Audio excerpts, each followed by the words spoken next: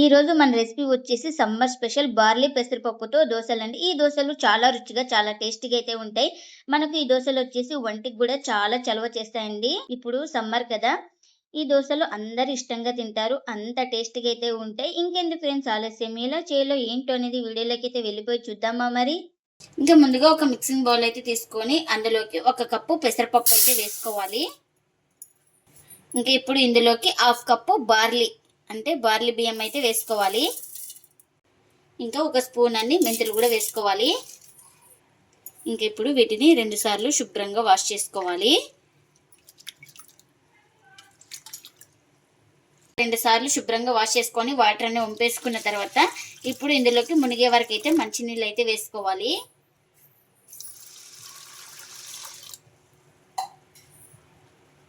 ఇంకా ఇలా ఒకసారి మొత్తం ఇలా కలుపుకొని ఇంకా ప్లేట్ అయితే పెట్టుకొని ఓవర్ నైట్ అయితే నానబెట్టేసుకోవాలి.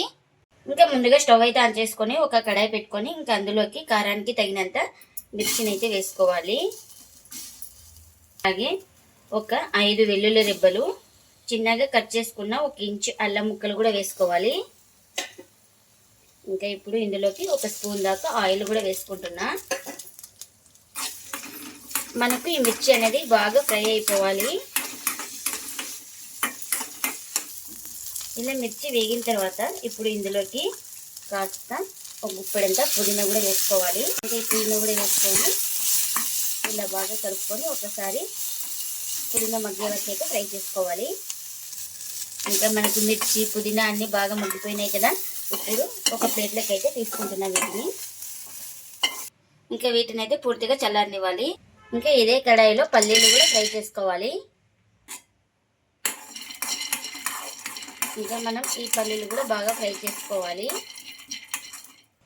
ఇంకా పల్లీలు కూడా ఫ్రై అయిపోయినాయి కదండి. ఇంకా వీటిని కూడా స్టవ్ అయితే ఆఫ్ చేసుకొని చల్లారనివ్వాలి.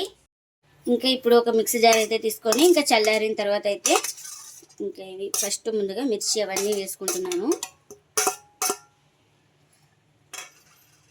ఇంకా దాంతోపాటు పల్లీలు కూడా వేసుకోవాలి. అలాగే ఇందులోకి రుచికి తగినంత సాల్ట్, కాస్త వాటర్ కూడా వేసుకుంటున్నా. వాటర్ కూడా వేసుకొని మూత పెట్టుకొని గ్రైండ్ చేసుకోవాలి. ఇంకా గ్రైండ్ చేసుకున్న చట్నీని ఒక బౌల్లోకి అయితే వేసుకుంటున్నా. ఇంకా ఈ చట్నీకి పోపు కూడా పెట్టుకున్నాను. ఆ పోపును కూడా ఈ చట్నీలోకి అయితే వేసుకుంటున్నా. ఇంకా మనకు చట్నీ అయితే రెడీ అయిపోయింది. ఇంకా మీకు మార్నింగ్ అయితే చూపిస్తున్నానండి. మనకు పెసరపప్పు అలాగే బార్లీ బాగా నానిపోయినాయి కదా. ఇంకా మార్నింగ్ లేసి ఒక 2 సార్లు శుభ్రంగా వాష్ చేసుకోండి. ఎందుకంటే మనం మూత పెట్టడం వల్ల వాటర్ అయితే స్మెల్ వస్తుందనేసి ఒక 2 సార్లు శుభ్రంగా వాష్ చేసుకొని మళ్ళీ వాటర్ అయితే వేసుకున్నాను. ఈ వాటర్ అన్ని వంపేసుకుందాం. ఇంకా ఇప్పుడు ముందుగా జార్ అయితే తీసుకొని ఇంకా ఇందులోకి అయితే వేసుకుంటున్నా. వాటర్ అన్ని వంపేసుకున్న తర్వాత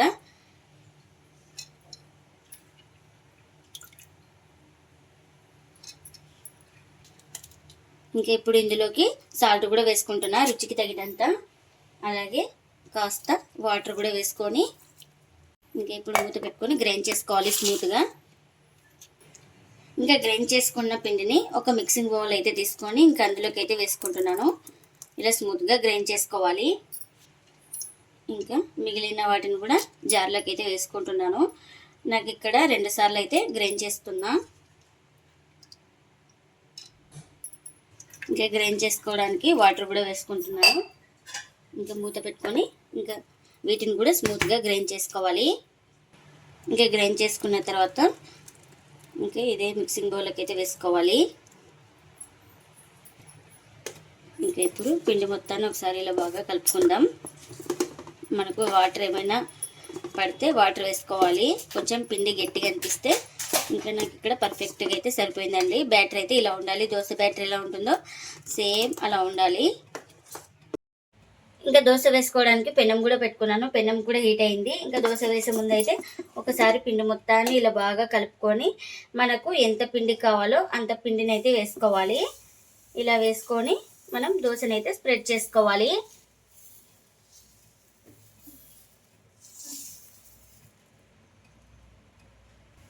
ఇంకా ఇలా తడి ఆరిన తర్వాత ఆయిల్ అయితే వేస్తున్నాను. మీరు ఆయిల్ ప్లేస్లో బటర్ కానీ గీ కానీ ఏదైనా వేసుకోవచ్చండి. అస్సలు ఆయిలే వద్దనుకున్న వాళ్ళు ఆయిల్ లేకుండా కూడా కాల్చుకోవచ్చు. ఈ దోశ అయితే అంత టేస్టీగా అయితే ఉంటుంది. ఇంకా చూడండి దోశ అయితే ఒక వైపుకి అయితే కాలింది కదా, ఇంకొక సైడ్కి అయితే టర్న్ చేసుకొని ఈ వైపు కూడా ఈ దోశను బాగా కాల్చుకోవాలి. ఇంకా ఈ దోశ అయితే రెండు వైపులు అయితే బాగా కాల్చుకున్నాను. దోశ అయితే రెడీ అయిపోయింది.